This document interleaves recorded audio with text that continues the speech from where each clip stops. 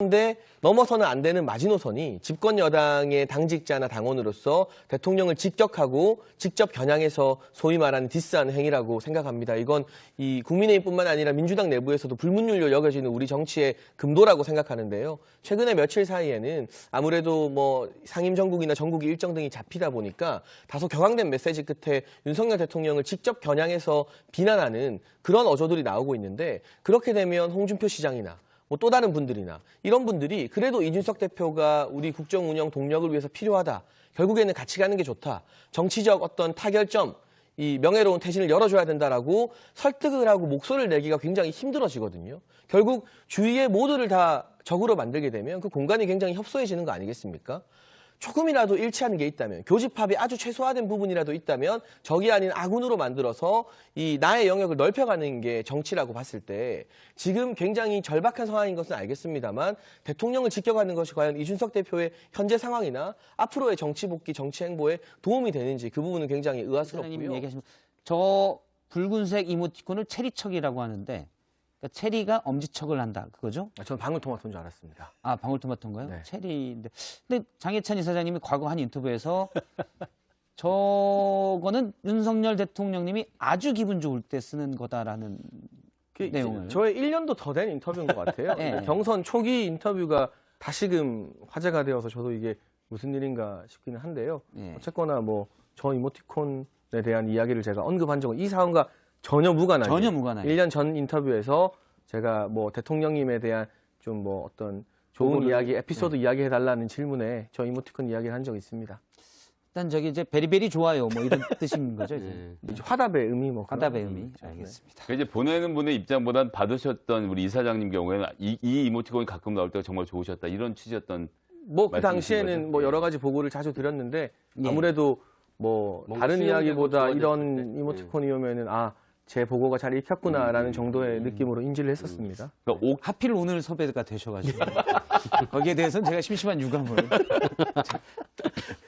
좀 보내드리도록 하겠습니다. 네, 저희 맹 JTBC. 작가가 그냥 한 건데. 네. 네, 알겠습니다. JTBC 좋은 방송국입니다. 끝까지 물고 들어오시네. 1년 전 인터뷰까지 물어보실 줄은 몰랐습니다.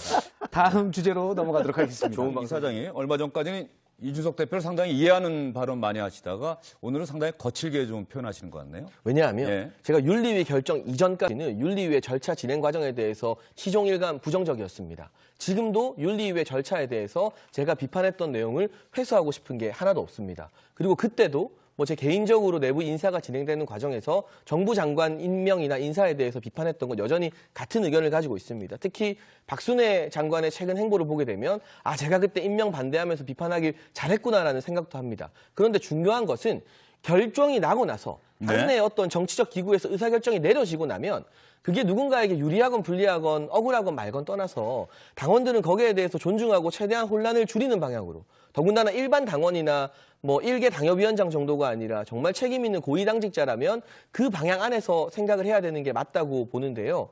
제가 최근까지도 이준석 대표에 대해서 공개적인 비판을 한 적이 없습니다만 며칠 전부터 이제 윤석열 대통령을 직격하는 것, 직접 겨냥해서 비판하는 것은 이 홍준표 대구시장 SNS 글 인용한 것처럼 이 갈등을 나름대로 중재하려고 하고 뭐 비상 상황을 지지하더라도 이준석 대표에 대한 비판을 하지 않으려고 했던 저를 비롯한 많은 사람들에게 이건 아니지 않나.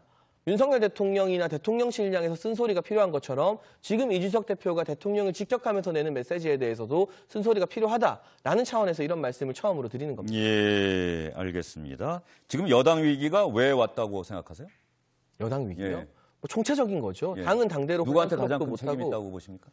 지금 여당 위기요. 예, 예. 저는 그 책임을 아까 말씀드린 것처럼 지분을 일일이 나눠서 누구에게 책임이 더 크다고 보진 않습니다. 분명한 것은 윤석열 대통령께서도 책임이 있으시죠. 휴가 복귀하시고 변화하겠다, 더 낮아지겠다 말씀하셔야 되고 대통령실도 대우각성해야 되고 국민의힘의 책임 있는 지도자들이나 고위 당직자들도 그 책임에서 회피할 수 없는 건 마찬가지 아니겠습니까? 예. 오늘 청년재단 이사장에 취임하신 거라고요? 네, 이제 임기가 시작됐는데 예. 취임 후 첫 방송인데 방송 주제가 썩 마음에 들진 않네요.